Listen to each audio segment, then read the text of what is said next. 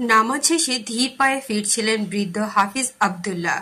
তার কপালে স্পষ্ট ইবাদতের ছাপ, দৃষ্টিতে গভীরতা, ঠোঁটে সদা কুরআনের আয়াত।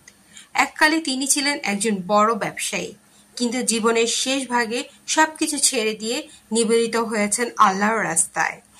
আজ রাতে তার চোখে ঘুম নেই, প্রতিটি নিঃশ্বাসে যেন মৃত্যুর গন্ধ অনুভব করছেন।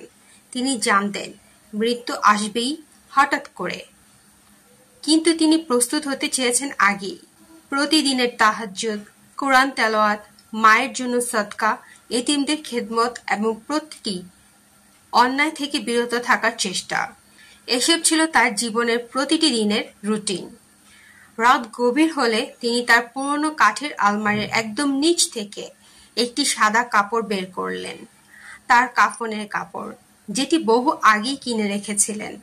হাতে তুলে নিলেন একটি চিঠি, তার সন্তানের উদ্দেশ্যে লেখা, যাতে ছিল একটাই বার্তা: মৃত্যুকে ভয় করো না, বরং প্রস্তুতি নাও। এই দুনিয়া ক্ষণস্থায়ী, আর পরকাল চিরন্তন। সেই রাতেই সিজদা থেকে আর মাথা তোলেননি আবদুল্লাহ। ভোর হলে তার ছেলে এসে দেখতে পায় বাবা সিজদাতেই চলে গেছেন তার রবের কাছে।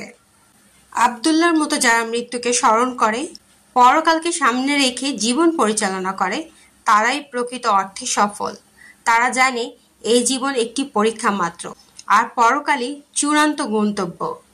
রাসূলুল্লাহ সাল্লাল্লাহু আলাইহি সাল্লাম বলেন, যারা মৃত্যুকে অধিক স্মরণ করে এবং পরকালীন জীবনের জন্য উত্তম রূপে প্রস্তুতি নেয়, তারাই সবচেয়ে বুদ্ধিমান।